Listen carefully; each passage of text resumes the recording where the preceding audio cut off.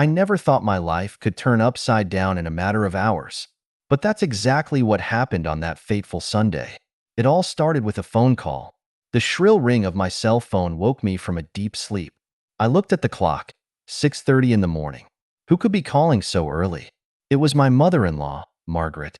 "Get over here now," she shouted, without even giving me time to say hello. "It's an emergency." My heart raced.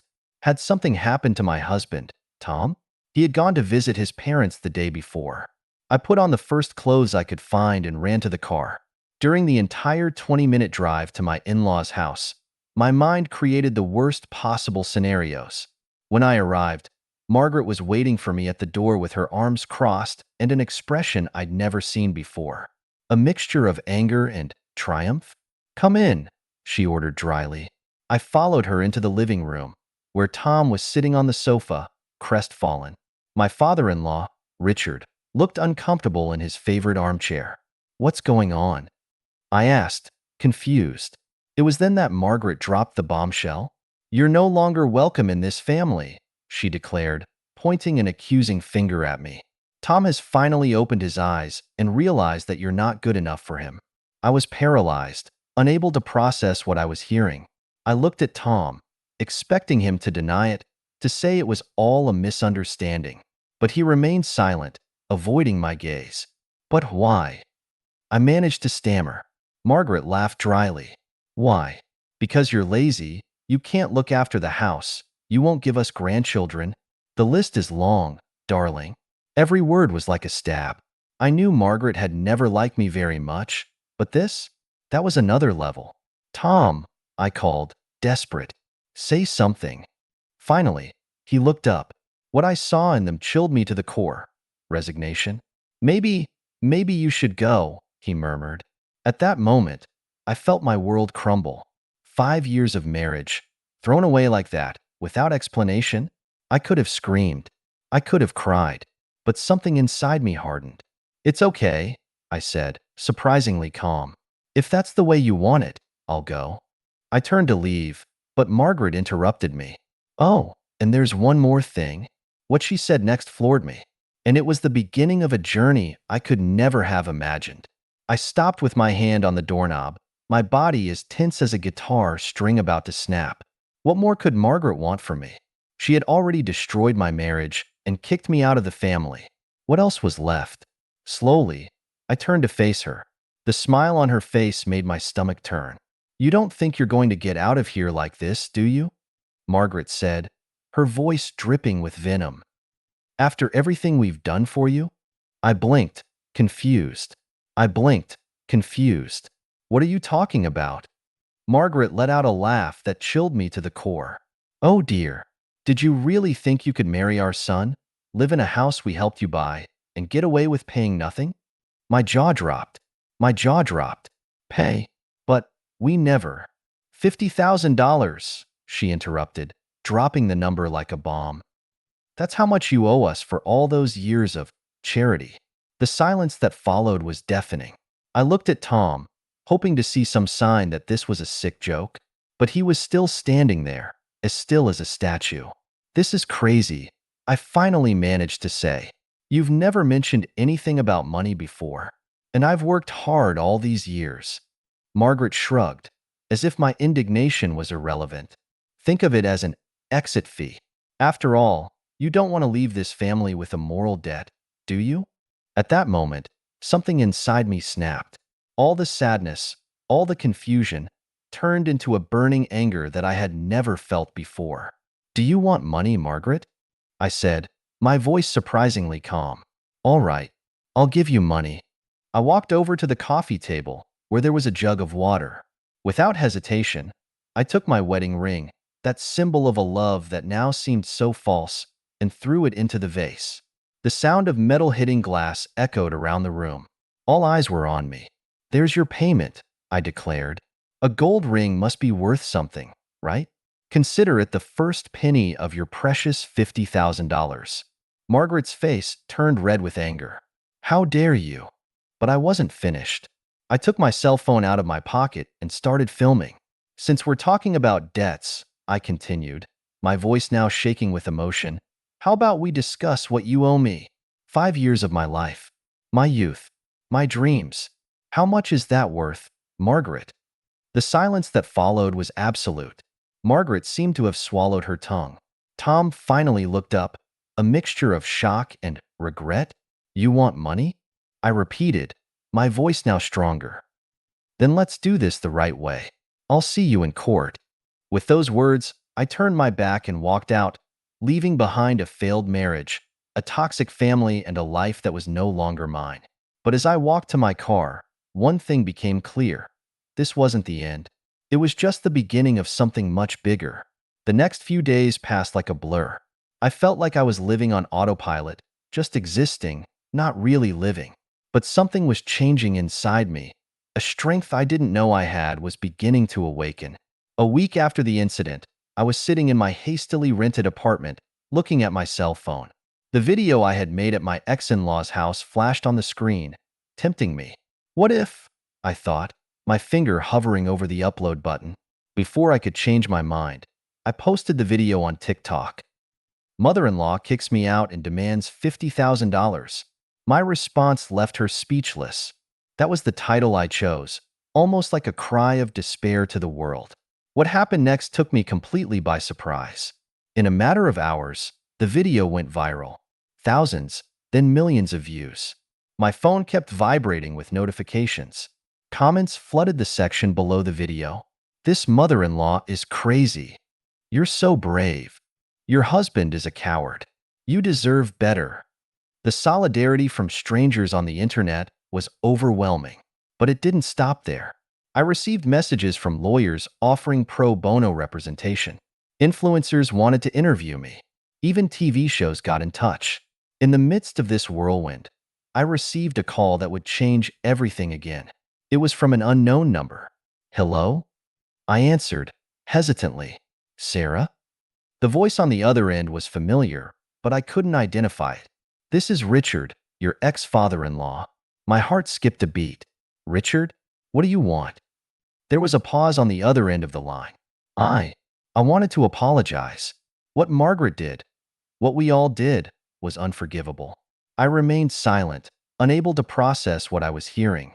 Richard continued, I've always liked you, Sarah. You made my son happy for years. And the way we let you go, it wasn't right. Why are you telling me this now? I asked, my voice trembling. Because. He hesitated. Because Tom is a wreck. He's realized the mistake he made. And there's something you need to know about Margaret. My heart raced. What? What could be so important? What could be so important? Margaret has been manipulating Tom for years, Richard revealed. She has a problem. A gambling addiction. The $50,000 she demanded from you? It was to pay off gambling debts. The revelation hit me like a thunderbolt. Suddenly, so many things began to make sense. Margaret's mood swings, the financial emergencies, the constant pressure on Tom. Sarah, Richard said, his voice now urgent. Tom wants to talk to you. He wants to put things right. Would you give him the chance? I stood there, frozen, the phone pressed against my ear. My mind whirled with possibilities. Forgive? Move on? Fight? The decision I made now would not only affect me, but the lives of everyone involved. What would you do in my place? The silence on the phone seemed to last an eternity. Richard's voice still echoed in my mind. Tom wants to talk to you. My heart was torn between anger at the past and the possibility of a different future. Finally, I made a decision. Richard, I said, my voice firm, I appreciate your honesty, but I need time to process all this. Tell Tom I'll be in touch when I'm ready. I hung up the phone, feeling a mixture of relief and anxiety. But I didn't have much time to reflect. My mobile rang again. This time, it was a number I didn't recognize. Hello? Sarah? This is Melissa Zhang from Good Morning America. We saw your video and would like to invite you for a live interview tomorrow. Your story has touched millions of people, and we believe you have an important message to share. My stomach nodded. It was one thing to vent in a video on TikTok, but it was quite another to appear on national television. I don't know, I stammered. I understand your hesitation, Melissa said gently. But think about it. Your experience can help other people who are going through similar situations. You can be a voice for those who don't have the courage to speak out. Her words touched something inside me. Maybe, maybe this was bigger than just my personal story. Okay, I heard myself say, I will. The next 24 hours were a whirlwind. Preparation, makeup, rehearsals. Before I knew it, I was sitting in a brightly lit studio, cameras pointed at me. We're on in 5, 4, 3, 2. Welcome back to Good Morning America.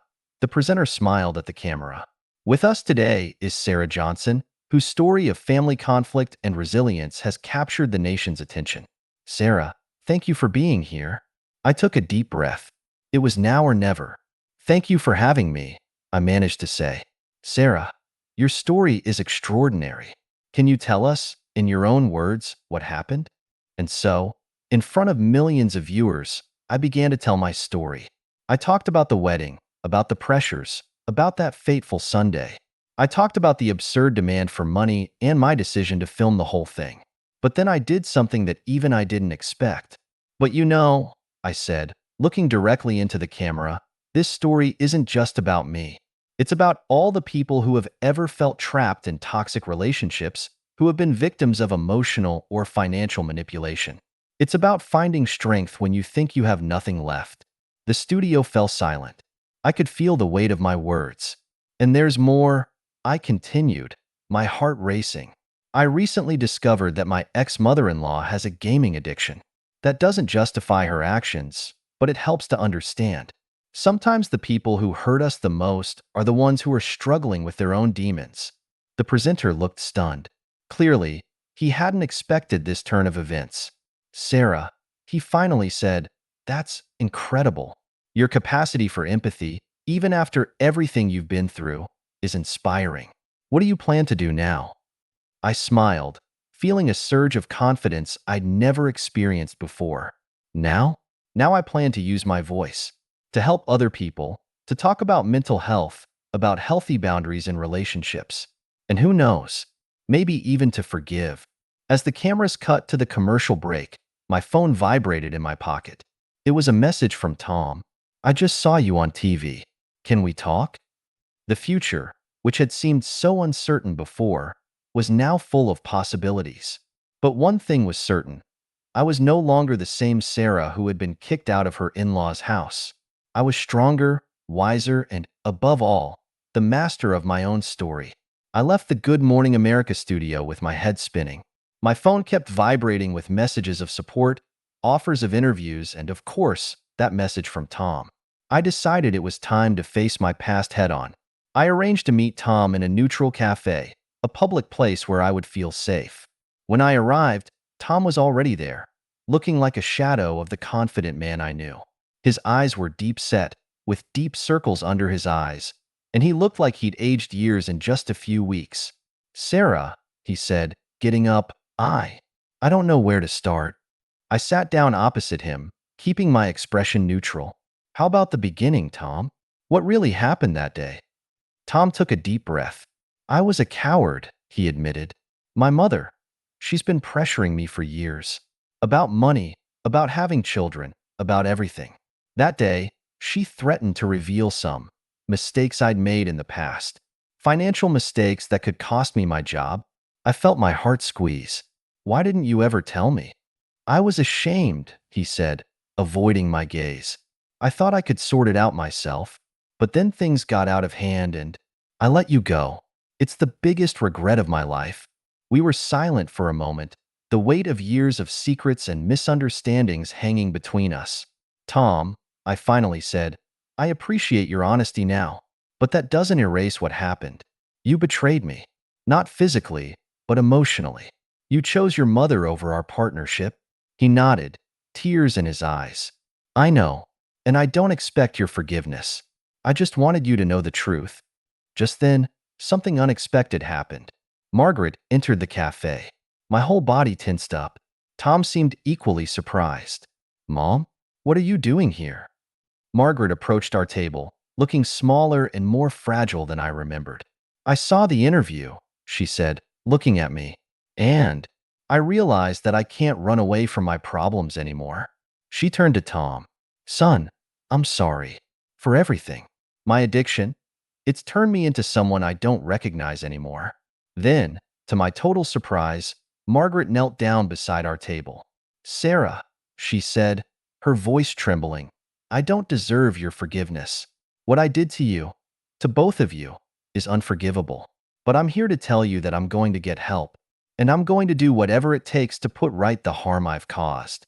The whole cafe seemed to have stopped to watch the scene. I was in shock, unable to process what was happening.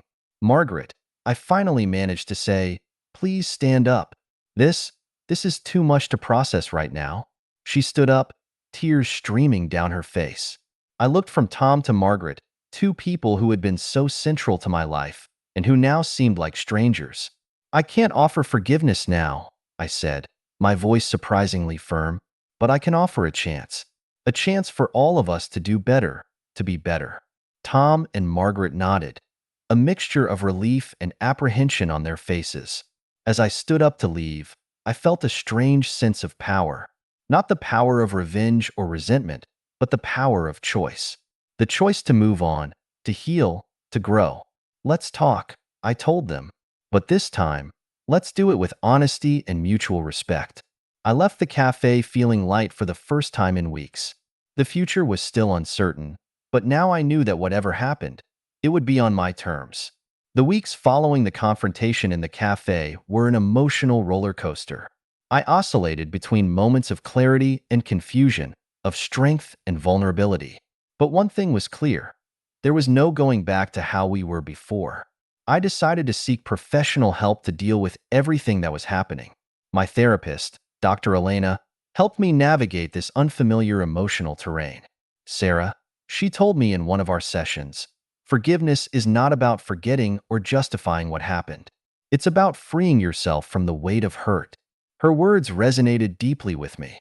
I realized that by holding on to anger, I was preventing myself from moving forward. Meanwhile, my public life was taking off in unexpected ways. The viral video and the TV interview had turned me into a kind of spokesperson for victims of emotional abuse and family manipulation. I received invitations to speak at universities, take part in podcasts, and even write a book about my experience. It was scary and exciting at the same time. One day, I got a call from an organization that worked with gambling addicts and their families. They wanted me to speak at one of their meetings. We thought your unique perspective could help both addicts and their loved ones, explained the coordinator. I hesitated for a moment, but then I thought of Margaret. Despite everything, she was seeking help. Perhaps I could make a difference to other families. I accept, I replied. On the evening of the event, I was surprised to see Tom and Margaret in the audience. They had come separately, but they were there, silently supporting me. I took to the stage, my hands shaking slightly as I adjusted the microphone. Good evening, everyone, I began. My name is Sarah, and my story is not about victory or defeat. It's about survival, understanding, and, I hope, healing. As I shared my journey, I saw tears in the eyes of many in the audience. I saw Margaret bow her head at times, and Tom clench his fists at others. Addiction, I continued, doesn't just affect the individual. It creates waves that spread, affecting everyone around them. But as well as these waves of pain, we can also create waves of healing and understanding. At the end of the talk, I was approached by dozens of people, all wanting to share their own stories or simply say thank you. Margaret approached me, her eyes red from crying. Sarah, she said softly, I know I don't deserve it, but thank you. Your words, they have given me hope that one day I can forgive myself and perhaps be forgiven. I looked at her, seeing for the first time not the manipulative woman who had destroyed my marriage, but a broken person struggling with her own demons. Margaret, I replied, the road is long, but you've taken the first step. Keep going. When I got home that night, exhausted but strangely at peace, I found an email from a major publisher. They wanted to publish my story. I sat down to reply and realized that I had a lot more to say than I had imagined.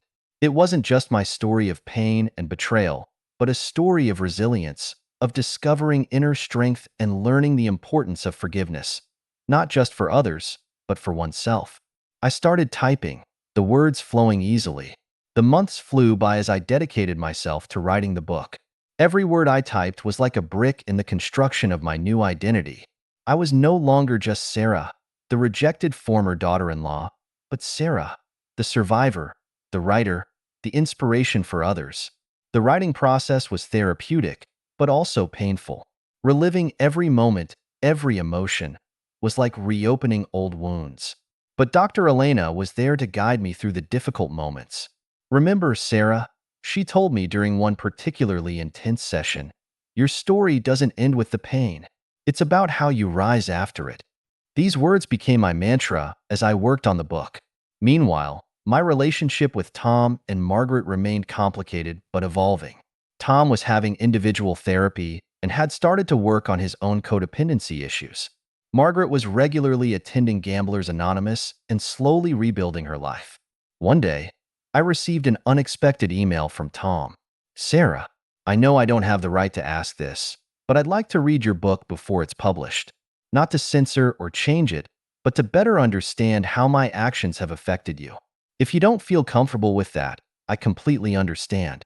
Tom, I was surprised by the request, but after talking it over with my therapist and editor, I decided to share the manuscript with Tom.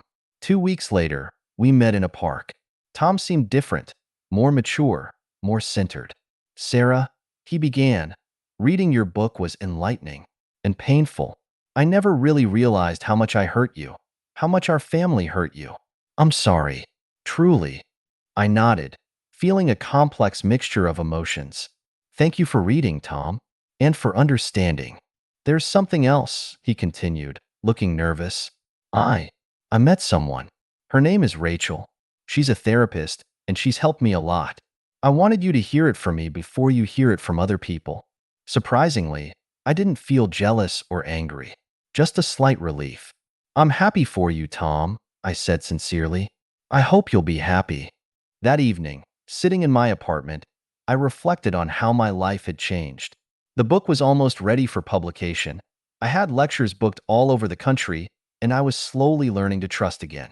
My phone rang. It was my editor. Sarah, I have great news.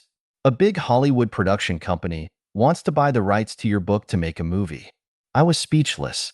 My story, which began with so much pain and confusion, was about to reach an even wider audience. There's more, he continued excitedly. They want you to be a consultant on the script. You'd have a say in how your story is told. As I hung up the phone, I looked at the framed photo on my desk, a selfie I took after my first talk. In it, I was smiling, truly happy for the first time in a long time. I realized that my journey was far from over. In fact, it felt like it had only just begun. I took out my laptop and opened a new document. It was time to start the next chapter, not just of the book, but of my life. The plane landed gently at Los Angeles International Airport. My heart was pounding as I stared out of the window, watching the city of dreams stretch out before me. Hollywood. It still seemed surreal that my story would be made into a movie. In the days that followed, I plunged headlong into the world of filmmaking. Meetings with producers, brainstorming sessions with screenwriters, and even discussions about who could play me on the big screen. It was exciting and scary at the same time. During one of these meetings, the executive producer, a woman called Diane, asked me a question that took me by surprise. Sarah, we know your story is about overcoming and growing up. But viewers will want to know, was there justice? Did Margaret and Tom face consequences for their actions? I was silent for a moment, reflecting. Real life isn't like the movies, Diane, I finally replied. There was no great moment of revenge or dramatic justice. The real consequence was loss, of trust, of relationships, of time. But there was also growth and learning for all of us. Diane nodded thoughtfully. That's powerful, Sarah. It's a message that many people need to hear. As we worked on the script, I realized that I was reliving my journey from a new perspective. I saw patterns I hadn't noticed before, moments of strength I had forgotten. One day, I received an unexpected call from Margaret. Sarah, she said, her voice shaking a little, I heard about the movie. I wanted to congratulate you. Thank you, Margaret, I replied, surprised by the call. There's something else, she continued. I'm about to complete a year without betting. It's an important milestone in the Gamblers Anonymous program. I'd like, well, if you're willing, I'd like you to be there at my celebration meeting." I was silent for a moment, a storm of emotions passing through me. Part of me wanted to refuse immediately, but another part recognized the importance of this moment. "I'll think about it, Margaret," I replied honestly. "Thank you for inviting me." That evening, walking along Santa Monica Beach, I reflected on how my life had changed. From a woman who was thrown out of her own family, I had become a published author, an inspirational speaker, and now a film consultant. My phone vibrated. It was a message from Tom. "I saw the news about the movie. I'm proud of you, Sarah. I hope the world can learn from our story as much as I have." I smiled at the phone, feeling a wave of gratitude, not for Tom or Margaret, but for myself, for my resilience, my strength, my ability to grow through pain. As the sun set over the Pacific, I had an epiphany. My story wasn't just about overcoming adversity. It was about redefining success, about finding peace and purpose beyond the expectations of others. I picked up my phone and called Diane. "I have an idea for the end of the movie," I said as soon as she picked up. "It's not about revenge or justice. It's about freedom. The freedom to write our own happy ending, no matter what others expect of us." "I love that, Sarah," Diane replied enthusiastically. "It's exactly what this story needs." As I walked back to my hotel, I felt a sense of peace that I hadn't experienced for a long time. The future was full of possibilities, and for the first time in a long time, I was genuinely excited to see what would come next. The months flew by as the movie took shape. Being involved in the creative process was a surreal experience, seeing my life recreated for the screen. The actress chosen to play me, a rising star called Zoe, immersed herself deeply in the role, often seeking me out to understand the nuances of my emotions during the most crucial moments of the story. Meanwhile, Margaret's invitation to her celebratory meeting at Gamblers Anonymous weighed heavily on my mind.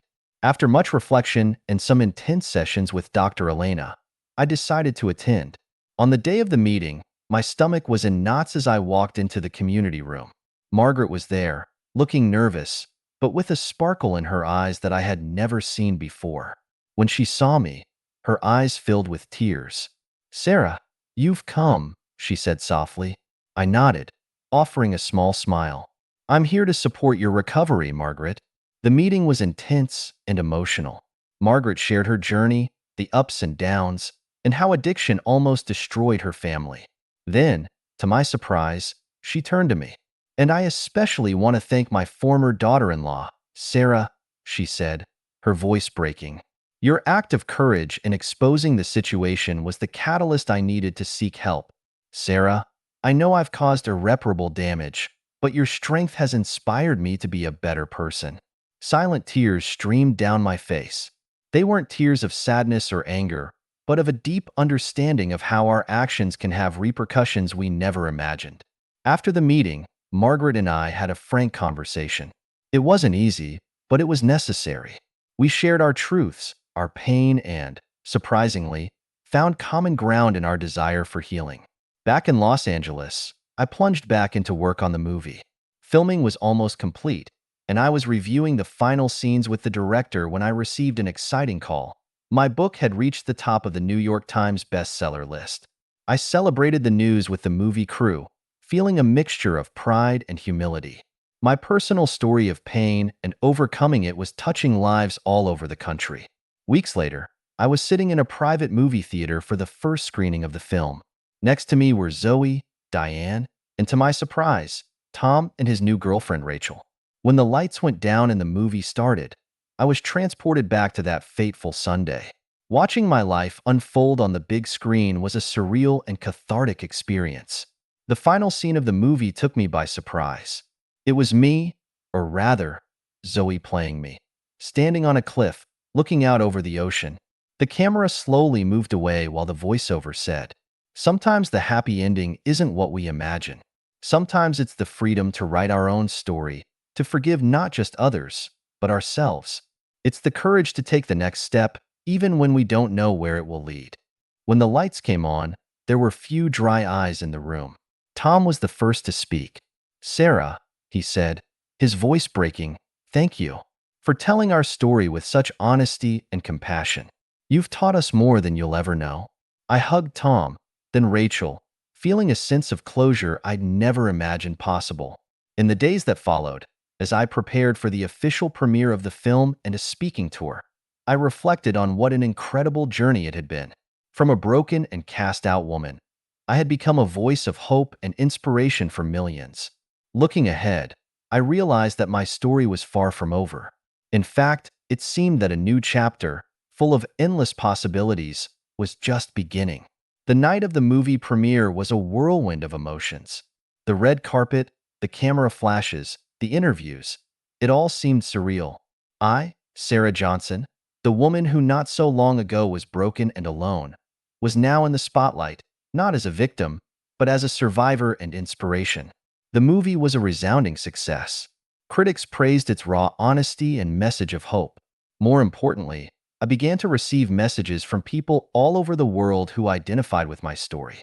One of these messages, in particular, touched my heart. Dear Sarah, your movie gave me the courage to leave a 15-year abusive relationship. Thank you for showing me that it is possible to start again, no matter how difficult it may seem. With gratitude, Emily.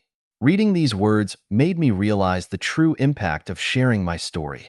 It wasn't about fame or success. It was about connection and real change in people's lives. In the months that followed, I embarked on a worldwide speaking tour. From New York to Tokyo, I shared my journey and the lessons I had learned. In each city, I met people with their own stories of struggle and overcoming. During this journey, I received an unexpected call from Margaret. Sarah, she said, her voice quiet, I watched your movie. I wanted to thank you for portraying me not as a monster, but as a flawed human being. It gave me hope that one day, maybe, I'll be able to forgive myself too. I felt a wave of emotion run through me. Thank you for calling me, Margaret. The healing journey is long, but it's worth it. As the tour drew to a close, I began to think about what would come next. That's when I had an idea, a foundation to help victims of emotional and financial abuse rebuild their lives. With the help of Diane and a team of lawyers and therapists, the New Dawn Foundation was born. We offered legal advice, emotional support, and even financial assistance to people coming out of abusive situations. A year after the premiere of the film, I organized a gala event to raise funds for the foundation. To my surprise, Tom, Rachel, and even Margaret attended. As I took to the stage to give my speech, I looked out at the diverse audience, survivors, allies, celebrities, and felt a wave of gratitude. 2 years ago, I began. I was at rock bottom, thrown out of my own family and required to pay a debt that wasn't mine. Today, I stand before you not as a victim, but as a woman who has found her voice and her purpose. I paused, letting my words echo. But tonight is not about me. It's about all of you who have had the courage to face your own battles, to rewrite your stories. It's about the power of human resilience and the beauty of starting over. I looked at Margaret, who nodded slightly, tears in her eyes. I've learned that forgiveness is not weakness. It is the greatest strength we can possess. It doesn't erase the past, but frees us to embrace the future. As I concluded my speech, I felt a sense of peace that I had never experienced before. My journey had been difficult, but every step had led me to this moment. Later that evening, walking alone along the beach, I reflected on everything that had happened. From a broken and rejected woman, I had become a best-selling author, an inspiration to millions and the founder of an organization that was making a real difference to people's lives. Looking at the horizon, where the sky met the sea, I smiled. The sun was rising, painting the sky in shades of pink and orange. A new day was beginning, full of endless possibilities, and I was ready to embrace them all.